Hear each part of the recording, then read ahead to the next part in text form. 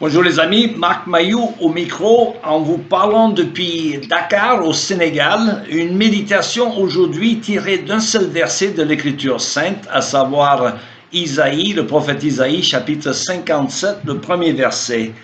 Des innocents périssent, mais nul ne s'en soucie, et des hommes de bien sont enlevés sans que nul ne comprenne que les justes sont emportés pour leur éviter le malheur à venir. Fin de citation. Alors, je partage avec vous une anecdote du matin du 17 juillet 1996, alors que nous habitions à Marseille en France. Le téléphone a sonné vers 7 heures du matin et j'ai reconnu la voix du pasteur qui m'appelait des États-Unis au sujet de son fils Mathieu, un jeune homme de 20 ans que je devais récupérer à l'aéroport de Marignane ce midi. Le pasteur me dit, n'allez pas à l'aéroport. Il dit d'une voix triste, l'avion de Mathieu a explosé au départ de New York. Alors Mathieu, il devrait venir pour un travail dans le ministère évangélique en France cet été. C'était son ambition de servir le Seigneur comme évangéliste, mais les circonstances en ont décidé autrement. Alors, je suis resté bouche bée au téléphone, vous le pensez bien.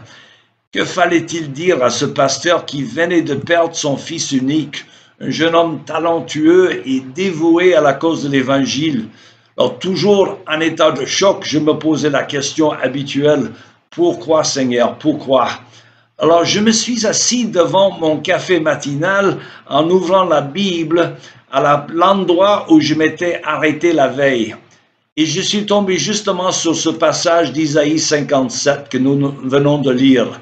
Des innocents périssent, mais nul ne s'en soucie, et des hommes de bien sont enlevés sans que nul ne comprenne que les justes sont emportés pour éviter le malheur à venir.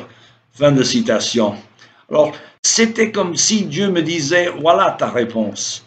Au grand pourquoi, à savoir la raison pour laquelle le Seigneur a emporté ce jeune homme à ce moment-là, nous n'avons que la parole de Dieu qui nous indique que Dieu l'a pris pour lui éviter un malheur à venir.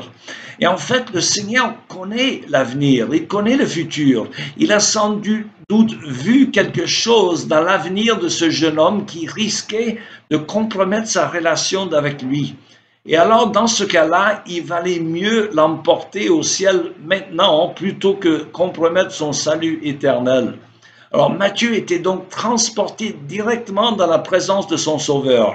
Alors, on aimerait pouvoir en dire autant pour le reste des 230 passagers de ce vol 800 de la compagnie TWA partant de New York, mais nous ignorons tout au sujet de la relation avec Dieu. Alors l'essentiel pour nous, c'est que nous devons toujours être prêts à entrer dans la présence de Dieu, car nul ne connaît son heure. Alors si on est prêt, on pourrait dire comme l'apôtre Paul, pour moi, vivre c'est Christ et mourir m'est un gain. Alors, est-ce que vous êtes arrivé à ce stade où vous pouvez dire cela? C'était le cas pour le jeune Matthieu qui a précédé sa famille bien-aimée dans la gloire.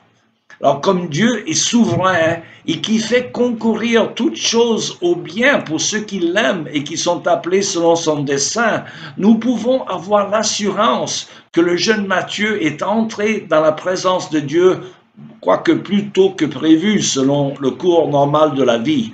Le tout, c'est de faire confiance à Dieu qui connaît l'avenir et le sort de ses enfants. Il valait mieux pour Matthieu être transporté dans la présence de Dieu, son Sauveur, subitement, que de compromettre sa relation de Dieu par un malheur à venir. Car la priorité, la seule qui compte en fin de compte, c'est de se trouver prêt à rencontrer Dieu. J'espère que vous l'êtes toutes. Il me reste qu'à vous souhaiter une bonne journée et à bientôt.